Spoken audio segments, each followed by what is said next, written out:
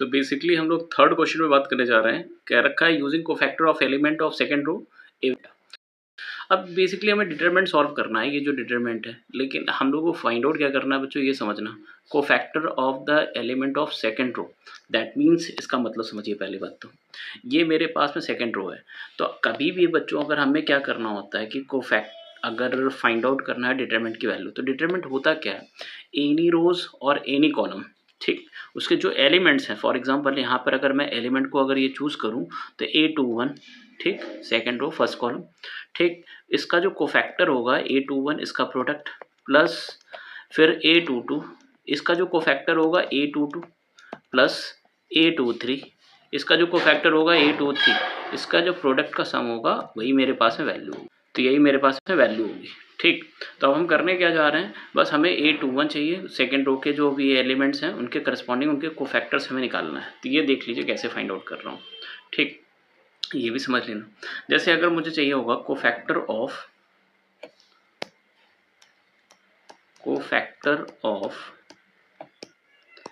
A21, तो निकालेंगे कैसे बच्चों, -1 टू दी पावर में 2 + 1, ठीक, इंटू M21।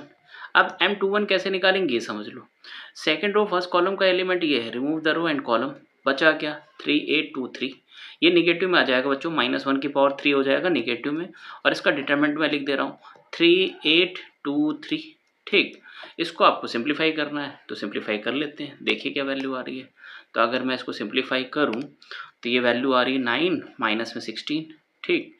तो ये आ जाएगा माइनस में 9 माइनस में 16, सब्ट्रैक्ट करोगे तो 16 में से 9 हटाओगे, दैट मीन्स माइनस का 7, तो ये प्लस का 7 आ जाएगा। तो जो A21 आया वो मेरे पास में प्लस का 7 आया। सिमिलरली हम क्या करेंगे, उसके करस्पॉन्डिंग कोफैक्टर ऑफ A22 निकालने जा रहे हैं, वो भी देख लीजिए। तो कोफैक्टर ऑफ A22 मतलब जो कोफैक्टर ऑफ एलिमेंट, जो बेसिकली हम लोग के पास में ये एलिमेंट है बच्चों, ओके। तो मैंने बात किया तो A21 और ये मेरे पास में A22, इसको रिप्रेजेंट किया गया, ये मेरे पास में रिप्रेजेंट होगा A22 से, ओके। यहाँ पे जो एलिमेंट है वो A21 था, ठीक।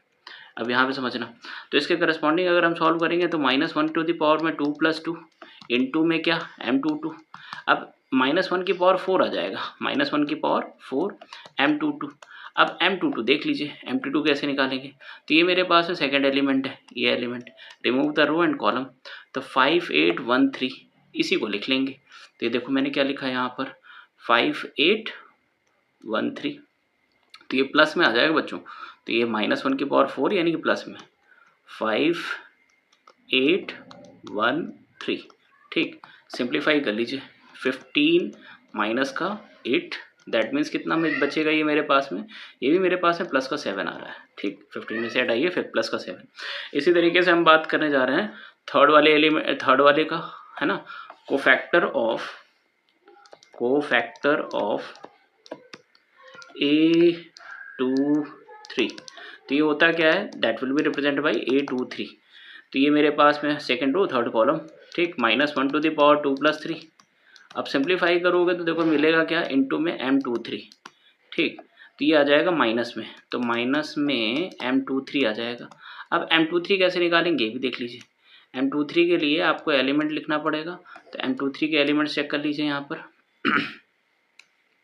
ये मेरे पास में M23 के लिए एलिमेंट है, इस element, remove the row and column 5312, ठीक। तो इसी को लिख लेंगे 5312, ठीक। तो ये आ जाएगा माइनस साइन 5312।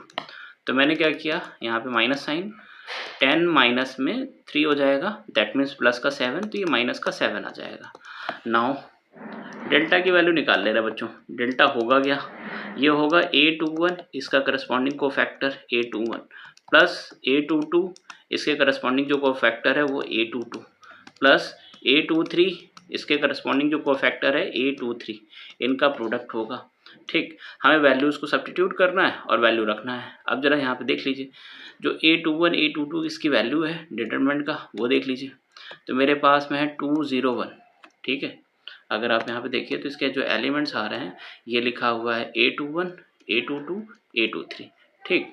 तो अगर मैं इसकी वैल्यू निकालूँ तो ये मेरे पास में आ गया 201, ठीक।